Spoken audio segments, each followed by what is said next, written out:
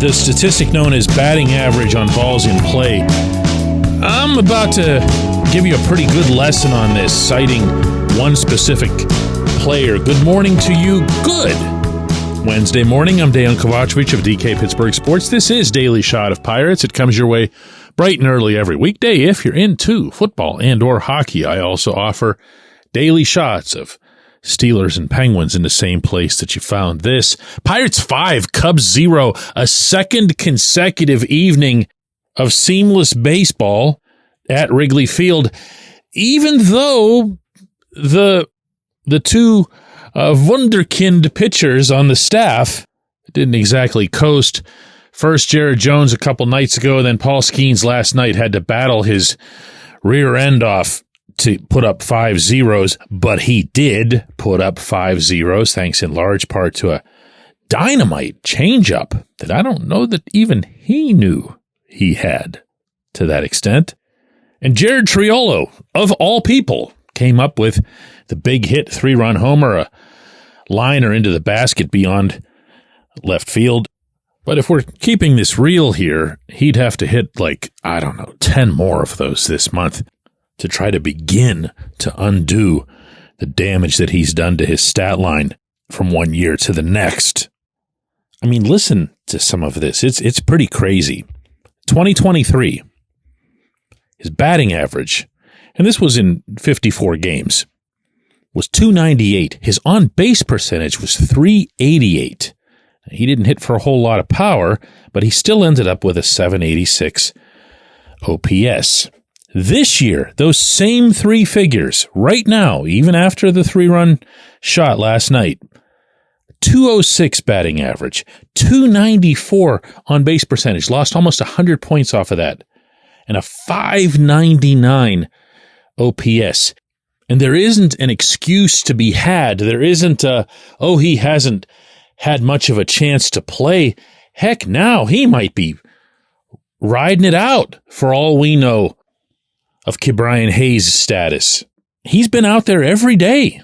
Derek Shelton's treated him as an everyday player, everyday third baseman, even though he does have another guy eminently capable of playing that position in Isaiah Kiner-Falefa. And he's done very, very little with it. So how, other than having Andy Haynes as a hitting coach, does this happen to someone? How do you have a fall this precipitous?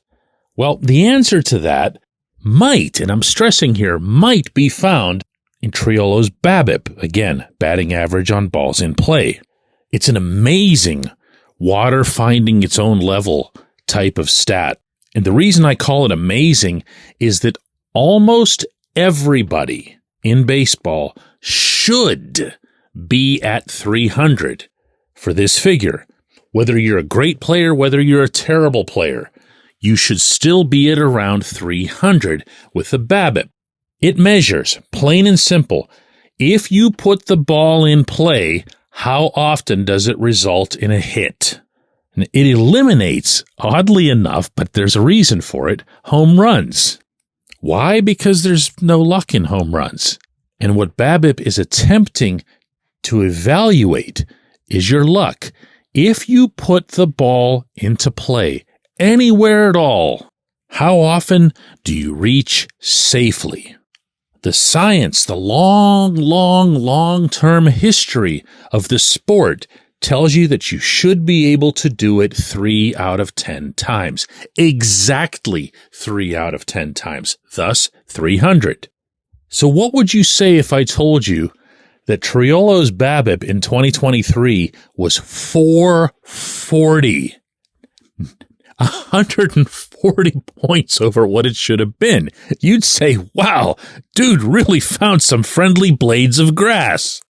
And he did. But then the next thing you'd say is, he is due for the most awful comeuppance. There's a regression that's coming that's going to just smother him into the soil. And sure enough, his current BABIP is 260, which means that he's actually been unlucky, well below the 300 mark, and only 180 points below where he was in 2023. So what's been learned about Triolo the player as opposed to, the science of BABIP? I think the answer is that he's not a very good hitter. I'm not saying that based on his run-of-the-mill stats from last year or this year. I'm saying it just based on watching him. He doesn't make solid contact. He doesn't go to the other field. He's not making good reads off pitchers or pitches. He does make consistent enough contact, I think, and putting the ball in play at least gives you a prayer of getting a hit. But a lot like the ultimate BABIP god, Jason DeLay. And I've never in my life witnessed anything like DeLay. DeLay couldn't touch the ball. It was like he was hitting it with a feather, and yet somehow he just kept getting singles. Singles here, singles there.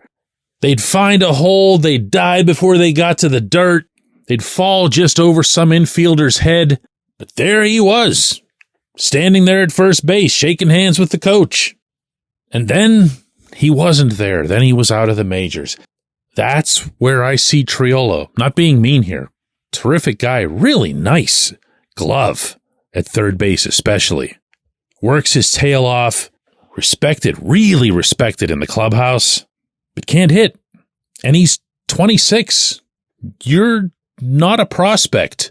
When you come back the following season at age 27, you're Josh Palacios. You're now a, late bloomer, still trying to break it in, searching through recent history for other examples of players who've done it at that age. But ultimately, the way this is going to play out, I think, is that Triolo will have had his big chance in 2024 and will have done the very least with it. And it really should have been seen in advance by everybody. When we come back, J1Q. This portion of Daily Shot of Pirates is brought to you by our friends at North Shore Tavern, that's directly across Federal Street from PNC Park. It's home of Steak on a Stone, an eating experience, underscoring the word experience. The steak is brought to you partially cooked on an 800-degree stone, and you do the rest. It's a ton of fun, it's a great meal, and it's a baseball atmosphere like no other in Pittsburgh. North Shore Tavern, right across Federal Street from PNC Park. It's Gun Storage Check Week.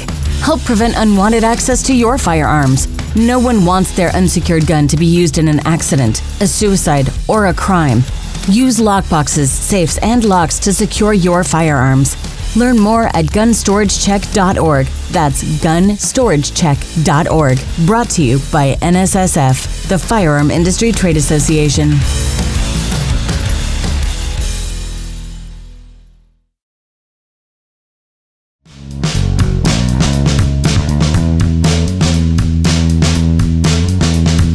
Today's J1Q comes from Ed, and he says, "Hey DK, I was walking around PNC Park recently, looking at the slope that has all of the retired numbers on it out by the river, and I wondered how they would rearrange the numbers if they retired another number.